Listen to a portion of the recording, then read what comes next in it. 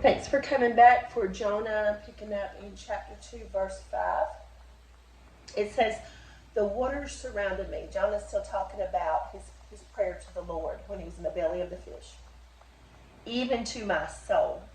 He felt surrounded by God, even to his soul, his mind, his will, his emotions, his innermost being. The deep closed around me, the deep of the water. Weeds were wrapped around my head. He was bound. He was in bondage. He was as deep and far from God as he felt like he could go. He was in bondage. I went down to the moorings of the mountains. I went to the very bottom, like I was going down, down, down into the grave. The earth with its bars closed behind me forever. So he's making the earth sound like a prison chamber for him. Yet, don't you love the yet of God?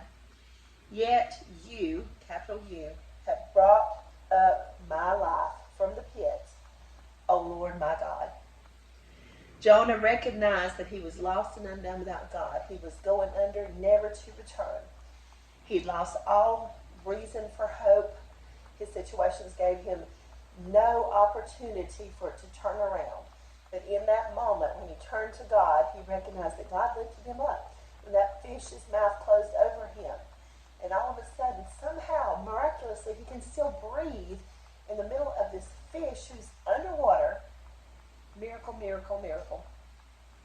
He recognized it was God that lifted him up in that fish and kept him from drowning. Verse 7, when my soul fainted within me, I remembered the Lord.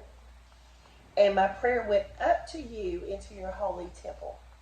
So, verse 7, when it says, I remember the Lord, understand that doesn't mean it's like, oh yeah, there's a God. It's not that kind of remembering. It's like the act of bringing to remembrance or to your memory. It's like pondering, meditating, choose to reflect upon, giving place to God. So it's like, once I was down there, I'm like, okay, I got to work on this with God. God is the only one. And he prayed up to him, recognizing his lowly position, and again, into your holy temple, because that's where he expected God to hear him from. The place where the mercy seat sat. Verse 8, those who regard worthless idols forsake their own mercy. So at that time, and it's becoming popular again, from wood or from stone or from some other medium, people would craft a little idol, like a little statue.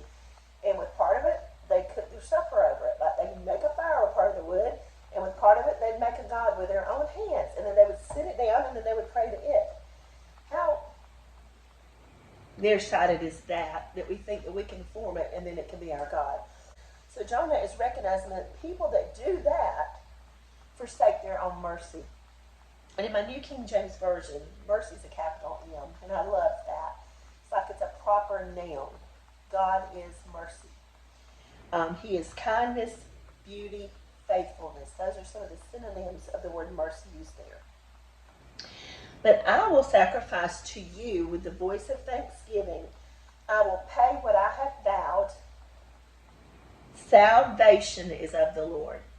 So during this time where he is living, sacrifice was still very much a part of the life of the Israelites. They would bring animal sacrifices to the temple, and the priests would sacrifice them there. They would offer up parts of them as a burnt offering, and all of that was a temporary band-aid to cover over the sin of mankind. Because of our sin, a blood sacrifice was necessary, and until such a time as the Lord deemed it was time for Messiah to come, it was done through the ministry of a priest. And he said, what I vowed. A vow is like a voluntary promise that we make to God. So he said, I'm going to pay it. If I vowed a certain amount of money to you, I'm going to pay it. So now he's saying, okay, I've messed up, so I'm going to go back to doing what I know to do. I'm going to offer sacrifices. I'm going to pay my vows. I'm going to go back to doing the things that I know will put me in right standing with you. And all these are things that were applicable to his time in the season of the covenant that he was in under the Old Testament. Salvation is of the Lord. You can't save yourself. You can't make a little God and serve it and be saved.